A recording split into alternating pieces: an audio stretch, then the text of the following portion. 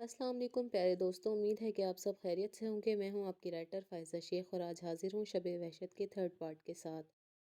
جن لوگوں نے ابھی تک میرا چینل سبسکرائب نہیں کیا، کائنڈلی میرا چینل سبسکرائب اور ویڈیو کو لائک لازمی کر لیں تاکہ آپ سب کو آنے والی ویڈیوز کی نوٹیفیکیشن ملتی رہے۔ وہ نورے کو لے کر فارم ہاؤس آیا تھا، ابھی حویلی والوں کو خبر نہیں تھی نورے کو وہ حویلی نہیں لے جا سکتا تھا، کیونکہ وہ جانتا تھا میر بخت نے یہ خبر سنتے ہی طیش میں آ جانا ہے۔ نورے کو وہ سارا فارم ہاؤس گھما رہا تھا، وہ بہت اشتیاق سے اس بڑے سے فارم ہاؤس کو دیکھ رہی تھی۔ یہ ہمارا گھر ہے، نورے نے چلتے چلتے استفسار کیا تھا۔ حاتم بخت نے ہاں میں سر ہلایا تھا۔ ہم طوائفوں کو تو بس پوری زندگی اس اندھیرے کوٹھے میں گزارنی پڑتی ہے جہاں دن کا اجالا ہوتا ہے تو ہم رات ہونے کا انتظار کرنے لگتے ہیں۔ ایسا گھر تبھی دیکھنے کو ملتا ہے جب کسی امیر زادے کے حکم پر اس کی آگ مٹانے جانا پڑے، وہ بہت افسردگی سے کہہ رہی تھی۔ حاتم بخت کی جگہ کوئی اور ہوتا تو اس کا درد محسوس کرتا، پر وہ حاتم بخت تھا جسے نورے کا وقت چاہیے تھا، اس کی اذیتوں کا ساتھی کب سے رہا تھا وہ۔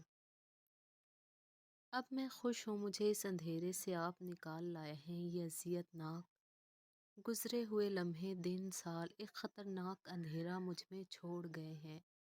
وہ دونوں اب سوئمنگ پول کے سامنے بیٹھے تھے، اس پانی میں پڑتی بلب کی روشنی چاروں طرف پڑ رہی تھی، صاف شفاف پانی ایک الگ ہی منظر پیش کر رہا تھا۔ نورے جان، تم پریشان نہیں ہو، اب سے تمہاری زندگی کے سارے اندھیرے صبح۔ اب میں خوش ہوں مجھے اس اندھیرے سے آپ نکال لائے ہیں، لیکن یہ اذیت ناک گزرے ہوئے لمحے دن سال ایک خطرناک اندھیرا مجھ میں چھوڑ گئے ہیں۔ وہ دونوں اب سوئمنگ پول کے سامنے بیٹھے تھے، اس پانی میں پڑتی بلب کی روشنی چاروں طرف پڑ رہی تھی، صاف شفاف پانی ایک الگ ہی منظر پیش کر رہا تھا۔ نورے جان، تم پریشان نہیں ہو، اب سے تمہاری زندگی کے سارے اندھیرے صبح کی روشنی میں بدل جائیں گے۔ اس نے نورے کو خود سے قریب کیا تھا، وہ بھی اس کے سینے سے لگی سکون محسوس کرنے لگی تھی۔ زندگی کا کچھ پتہ نہیں کب ختم ہو، پر آپ کے ساتھ زندگی کا ہر لمحہ جینا چاہتی ہوں میں۔ یہ پانی بہت صاف شفاف ہے نا، پر میں کبھی اس پانی کی طرح نہیں ہو سکتی۔ وہ اب سوئمنگ پول میں پاؤں ڈالے بیٹھی تھی اور حاتم بخت اس کے پیچھے گھیرا بنائے ہوئے تھا۔ وہ حیرت میں تھا، آخر کیوں نورے ایسی افسردہ باتیں کر رہی ہے؟ تم حاتم بخت کے لیے اس سے بھی زیادہ پاک اور صاف ہو جانے حاتم بخت۔ حاتم بخت نے اس کے بالوں کے پر اپنے دہکتے لب رکھے تھے، وہ جی جان سے لرز سی گئی تھی۔ آہستہ آہستہ وہ اس کے ایک بار پھر سے بکھرنے کا سفر شروع ہونے والا تھا۔ وہ اس حصار کو نہیں کھونا چاہتی تھی۔ نورے نے آنکھیں میچ لی تھی، نہ جانے یہ سکون کب میسر آتا۔ حاتم بخت نے اسے اپنی باہوں میں بھر کر سوئمنگ پول میں پھینکا تھا، نورے جی جان سے چیخی تھی، سائیں بچائیں بچائیں۔ وہ سوئمنگ پول میں کبھی پانی سے باہر آتی تو کبھی پوری ڈوب جاتی، ہاتھ پاؤں چلا کر وہ حاتم بخت کو آواز دے رہی تھی۔ ہاں ہاں ہاں، ڈر گئے نا آپ؟ حاتم بخت نے بنا سوچے سمجھے سوئمنگ پول میں چھلانگ لگا دی تھی۔ اسے دیکھ نورے زور زور سے ہنسنے لگی تھی، حاتم اسے آئیبرو اچکائے دیکھ رہا تھا۔ تم ڈرامہ کر رہی تھی نورے حاتم بخت؟ وہ نورے کو کمر سے پکڑے اپنے قریب کر چکا تھا اور اس کی ہنسی کو میر حاتم کے سخت انداز نے بریک لگائی تھی۔ نورے کی سانسیں اس کے رخ موڑنے پر جان ہارتی محسوس ہوئی تھی، وہ اپنے اندر اٹھتے خاموش طوفان سے گھبرانے پر مجبور تھی۔ سائیں، میں تو بس آپ کو ڈرا رہی تھی، نورے اسے ناراض ہوتا دیکھ جھٹ سے اپنی صفائی میں بولی تھی۔ نورے حاتم بخت، تم جانتی ہو تم سے جڑی ایک ایک سانس مجھے خوفزدہ کر سکتی ہے، پھر کیوں کی یہ حرکت؟ حاتم کا انداز بے لچک تھا۔ حاتم بخت بنا موقع دیے اسے بازوں میں بھرتا سوئمنگ پول سے نکال کر کمرے کی طرف چل دیا تھا۔ شہریار کافی پیتا وہاں سے نکلا تھا، اس کا ارادہ ارہا کے گھر جانے کا تھا۔ ارہا شہریار بخت، اسے اپنی حسینہ جانم کے ساتھ جڑا اپنا نام بہت پسند آیا تھا۔ وہ احد کی ہیوی بائک لے کر وہیں دیے گئے پتے پر بائک کو لے کر نکل پڑا تھا۔ شہریار ان تنگ گلیوں سے گزرتا ایک گھر کے سامنے بائک روک گیا جہاں سے کچھ عورتیں باہر نکل رہی تھیں۔ شہریار عورتوں کو باہر نکلتا دیکھ چونک گیا۔ سنیں آنٹی، یہ رحمت صاحب کا گھر ہے نا؟ آپ لوگ خیریت سے وہاں سے آ رہے ہیں؟ شہریار نے ایک سوبر سی خاتون کو دیکھ کر ان سے سوال کیا تھا۔ بس بیٹا، ارہا کی والدہ شوگر کی پیشنٹ ہے، آج ہی ان کی عیادت کو آئی تھی، پر یہاں آئی تو پتہ چلا وہ ہاسپٹل میں ایڈمٹ ہیں۔ انہوں نے کچھ پریشانی سے شہریار کو خود بتایا۔ وہ خود بھی تھوڑا پریشان سا ہوا۔ ویسے بیٹا، آپ کون ہو؟ پہلے کبھی نہیں دیکھا یہاں؟ خاتون کی بات سن کر شہریار کو چپ سی لگ گئی، مگر بولنا ضروری تھا۔ آنٹی، میں رحمت صاحب کا کلیگ ہوں، وہ کافی اچھے انسان تھے، ان کی کچھ رقم میرے پاس تھی، وہ لوٹانے آیا تھا۔ شہریار نے کچھ سوچ کر بہانہ گھڑا تھا۔ ویسے کون سے ہاسپٹل لے کر گئے ہیں آنٹی کو؟ میں یہ رقم وہیں پہنچا دیتا ہوں، ان کو ضرورت ہوگی۔ آنٹی نے اسے ہاسپٹل کا نام بتایا اور وہاں سے مطمئن ہو کر چلی گئیں۔ شہریار نے صفدر کو کال ملائی تھی، جو فوراً ہی پک کی گئی تھی۔ صفدر، تم نے مجھے بتایا نہیں کہ تمہاری میڈم کی ماما ہاسپٹل میں ہیں؟ وہ بھڑکا تھا اس کھوتے پر جس نے سب سے اہم بات ہی نہیں بتائی تھی۔ سوری سر، مجھے علم نہیں تھا، وہ سر پٹا کر بولا تھا۔ شہریار نے غصے سے فون کاٹا اور سیدھا ہاسپٹل کے لیے نکل گیا، جہاں وہ دشمن جاں ماں کی فکر میں آدھی ہو رہی تھی۔ شہریار ہاسپٹل آیا تو وہاں بھگدڑ مچی ہوئی تھی۔ وہ گھبرا کر آگے بڑھا، جہاں وہ حجاب کیے زمین پر بیٹھی زاروں قطار رو رہی تھی۔ ڈاکٹرز آ رہے تھے، جا رہے تھے، گزرتے لوگ ترس بھری نگاہوں سے اسے دیکھ رہے تھے۔ شہریار اسے یوں بلکتا دیکھ تڑپ کر آگے بڑھا، مگر کچھ قدموں کی دوری پر ہی اسے رکنا پڑا۔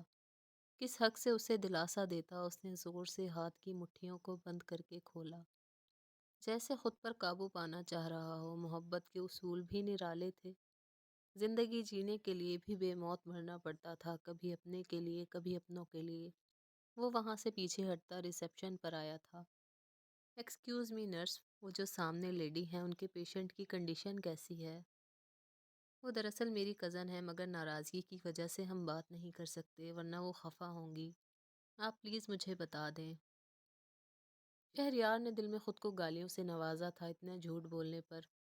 اوکے سر، میں ابھی بتاتی ہوں، نرس فائل تلاش کرتی بولی تھی۔ سر، ان کی مدر کو ٹیومر ہے، جس کی وجہ سے ڈاکٹر نے فوری سرجری کرنے کا بولا ہے، بٹ ابھی تک آپریشن کی پیمنٹ جمع نہیں ہوئی ہے۔ ڈاکٹرز کا کہنا ہے کہ سرجری واحد حل ہے۔ نرس نے اسے ارہا کی ماما کی حالت سے آگاہ کیا تھا۔ تھینکس، آپ اس کارڈ سے پیمنٹ کریں اور جلدی ہی سرجری شروع کروائیں، مجھے بس آنٹی ٹھیک چاہیے، اس نے ریسیپشنسٹ کو کہتے ہوئے کارڈ تھمایا تھا۔ نرس حیرت سے اپنے ہاتھ میں پکڑے کارڈ کو دیکھ رہی تھی، کیونکہ سرجری کی رقم کافی زیادہ تھی۔ نرس نے کارڈ سے پیمنٹ کرتے ایک فائل پر شہریار کے سائن لیے تھے کہ وہ اس سرجری کی اجازت دے رہا ہے اور تمام ذمہ داری عملے کو سونپ رہا ہے۔ نرس فائل اٹھاتے آئی سی یو کا رخ کیا تھا اور کچھ ہی دیر میں آپریشن شروع کر دیا گیا تھا۔ ارہا وہاں ہوتی تو کچھ محسوس کرتی، اس نے اللہ سے لو لگائی تھی۔ کیسے خالی ہاتھ رہتی، وہ یوں ہی گھٹنوں میں سر جھکائے اپنے رب سے اپنی ماں کی زندگی کی التجا کر رہی تھی۔ اور پھر رب تو 70 ماؤں سے زیادہ اپنے بندے سے پیار کرتا ہے، کیسے اس کی التجاؤں کو خالی موڑ دیتا۔ ارہا نے نہ جانے کب تک یوں ہی بیٹھی رہتی، جب کسی نے کندھا ہلا کر اسے ہوش کی دنیا میں لاپٹ خا۔ ارہا نے بھیگی نم نگاہیں اٹھا کر دیکھا تو سامنے ہی ایک اجنبی شخص کو کھڑا پایا۔ ایکسکیوز می میم، یہ آپ کی مدر کی فائل ہے، شہریار نے وہ فائل ارہا کے سپرد کرتے ہوئے کہا تھا، جبکہ وہ ابھی پیشانی پر شکن کبھی اسے دیکھتی، کبھی ہاتھ میں پکڑی فائل کو۔ کون ہیں آپ اور اس فائل میں کیا ہے، اور میری مدر کے بارے میں آپ کیسے جانتے ہیں؟ وہ ناسمجھی سے شہریار کو اپنے سامنے دیکھتی سوال پہ سوال کرنے لگی۔ شہریار اسے الجھن میں دیکھ کر مسرور ہوا تھا۔ میرا نام شہریار بخت ہے، مگر میں اپنے رشتے کی بنیاد جھوٹ پر نہیں رکھنا چاہتا، اسی لیے تحمل سے میری بات سنیے گا۔ میں نے پہلی بار آپ کو پارک میں دیکھا تھا، آپ اپنی دوست کے ساتھ مہوئے گفتگو تھی۔ میں بخت حویلی کا چھوٹا چراغ ہوں، بس آپ کے نام کی روشنی کی ضرورت ہے اس دربان کو، مجھے قبول کریں گی؟ جانتا ہوں وقت اور جگہ ٹھیک نہیں، مگر میں دل سے آپ کا احترام کرتا ہوں اور نکاح کرنا چاہتا ہوں آپ سے۔ ارہا آنکھیں پھاڑے اس نمونے کو دیکھ رہی تھی، جو کیسے دیدہ دلیری سے اسے یوں ہاسپٹل میں پرپوز کر رہا تھا۔ ارہا کا دل کیا اس کا منہ توڑ دے۔ اس نے نگاہیں ادھر ادھر گھمائی کہ کوئی متوجہ تو نہیں۔ آپ کی ہمت کیسے ہوئی مجھے یہ سب کہنے کی؟ جانتے کیا ہیں آپ میرے بارے میں؟ ہاں، میری ذات کا مذاق بنانے آئے ہیں یہاں؟ ارہا ہاسپٹل کا خیال کرتی دھیمی آواز میں بھڑکی تھی۔ ارہا ہاسپٹل کا خیال کرتی دھیمی آواز میں بھڑکی تھی۔ اس کا انداز جلا کر خاکستر کر دینے والا تھا۔ ارہا میری بات سنے، میں کچھ جاننا نہیں چاہتا، مجھے آپ سے کچھ نہیں چاہیے، پلیز ایک بار میری بات سن لیں۔ اسے غصہ کرتا دیکھ وہ بوکھلا کر بولا تھا، کیا سنوں؟ ہاں، اور آپ میرا نام کیسے جانتے ہیں اور یہ فائل؟ ارہا اس سے غصے سے پوچھتی فائل دیکھنے لگی جہاں اس کی ماں کے علاج کے لیے ایک بڑی رقم ادا کی گئی تھی۔ ارہا نے کپ کپاتے ہاتھوں سے فائل پر ماں کا نام دیکھا تھا۔ اس شخص نے کیوں اتنی بڑی رقم ادا کی اور کس لیے؟ آپ نے میری ماما کے لیے یہ سب کیوں کیا؟ کیا مقصد ہے اس سب کا آپ کے پیچھے؟ ارہا فائل کو اس کی طرف پھینکتے ہوئے بولی تھی، میرا کوئی مقصد نہیں، میں نے یہ سب انسانیت کے ناطے کیا ہے، میں نہیں چاہتا کہ میری طرح کوئی اور بھی ماں کے لمس سے محروم ہو۔ وہ سنجیدگی سے بولا تھا، آنکھوں میں اپنوں کو کھونے کی ٹوٹی ہوئی کرچیاں موجود تھی۔ ماں کو کھونے کا احساس ایک بار پھر سے نئے سرے سے محسوس ہوا تھا۔ ارہا کتنے ہی لمحے اسے بے خود سی تکتی گئی۔ وہ دونوں نہ جانے کب تک یوں ہی کھڑے رہتے جب آئی سی یو کا دروازہ کھلا اور ڈاکٹر باہر آئے تھے۔ ارہا دوڑ کر ان کی طرف گئی، کیسی ہے میری ماما؟ ڈاکٹر وہ ٹھیک تو ہے نا؟ ارہا شدید گھبراہٹ کے عالم میں ڈاکٹر سے استفسار کر رہی تھی۔ شہریار بھی اس کے ساتھ ہی آگے بڑھا۔ ریلیکس مس، آپ کی ماما کی سرجری کامیاب رہی ہے، اگلے 24 گھنٹے میں انہیں ہوش آ جائے گا۔ یہ صرف مسٹر شہریار کی وجہ سے پاسبل ہوا ہے، ڈاکٹر مسکراتا ہوا دونوں کی طرف دیکھ کر بولا تھا۔ ارہا کی آنکھوں سے بے شمار آنسو گرنے لگے، لیکن یہ شکر کے آنسو تھے۔ ڈاکٹر انہیں تسلی دیتا وہاں سے جا چکا تھا، اب وہاں صرف دو ہی نفوس موجود تھے۔ ارہا بنا اس سے کچھ بولے پریئر روم کی طرف بڑھ گئی، جو کچھ ہی دوری پر تھا۔ شہریار نے بھی دل میں رب کا شکر ادا کیا، جس نے ارہا کی ماما کے ساتھ ساتھ ارہا کو بھی نئی زندگی بخشی تھی۔ وہ اپنی سوچ میں ڈوبا تھا جب اس کے پاس میر حاتم کی کال آ گئی، جو اس سے اس کی خیریت معلوم کر رہا تھا۔ چھوٹے کہاں ہو تم؟ کب سے فون کر رہا ہوں۔ میر حاتم سخت لہجے میں بولا تھا۔ شہریار اس کی آواز میں پریشانی محسوس کر کے شرمندہ سا ہوا۔ بھئیو میں ٹھیک ہوں، ایک دوست کی مدر کی ہاسپٹل میں ہیں، ان کی عیادت کے لیے آیا تھا۔ شہریار نے سچ اور جھوٹ کی ملاوٹ کر کے میر حاتم کو بتایا تھا۔ یار تم زیادہ ہی بے لگام ہوتے جا رہے ہو، خیال رکھو اپنا۔ میر حاتم اب کی بار ذرا تحمل سے بولا تھا۔ بھیا جی، لگام گھوڑوں کو لگائی جاتی ہے، شیروں کو نہیں۔ وہ میر حاتم کو کرارا جواب دیتے بولا تھا اور ڈر سے کال کٹ کر دی، کہیں مزید عزت افزائی نہ ہو جائے۔ وہ ڈاکٹر سے آنٹی کی طبیعت دریافت کرتا دوائی کا پرچہ لیے میڈیسن لینے چلا گیا۔ شہریار چاہتا تھا ارہا کو کسی بھی طرح کی کوئی پریشانی نہ اٹھانی پڑے۔ بہت جلد وہ سب کے سامنے اپنے رشتے کا خلاصہ کرنے والا تھا۔ وہ جانتا تھا میر حاتم کبھی بھی اس کی خواہش کے خلاف نہیں جائے گا، مگر فی الحال اسے صرف ارہا کی فکر تھی، جو اس کا کوئی بھی احسان لینے کی روادار نہیں تھی۔ ارہا نفل ادا کر کے واپس آئی تو بے ساختہ نگاہ چاروں طرف گئی۔ وہ محبت کا پیروکار اسے کہیں بھی نظر نہیں آ رہا تھا۔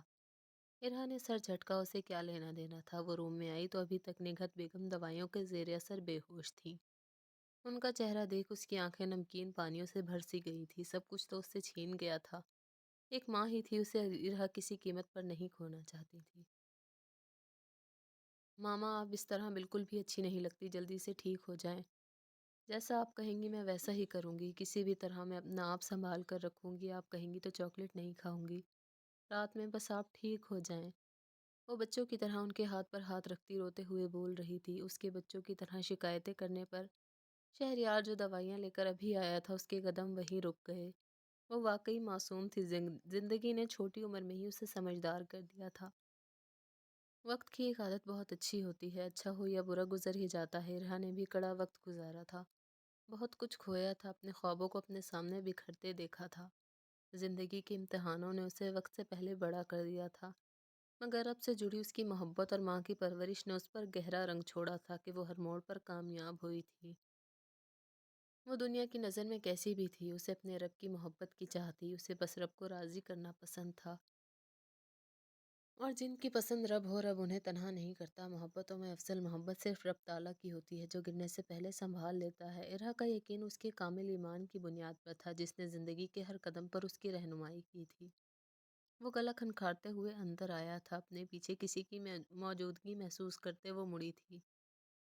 دوبارہ اس سرپھرے کو دیکھ اس نے کوفت سے نظر گھمائی تھی۔ شہریار اس کی بھوری آنکھوں کے ہیر پھیر دیکھتا اپنی مسکراہٹ دبا گیا، مگر وہ بھوری بلی اب بھی آنکھیں چھوٹی کیے اسے گھورنے میں مصروف تھی۔ شہریار نے بھی اس کی گھوری کا جواب डबल घूरी से दिया तो इरहा सटपटा कर अपना रुख मोड़ गई।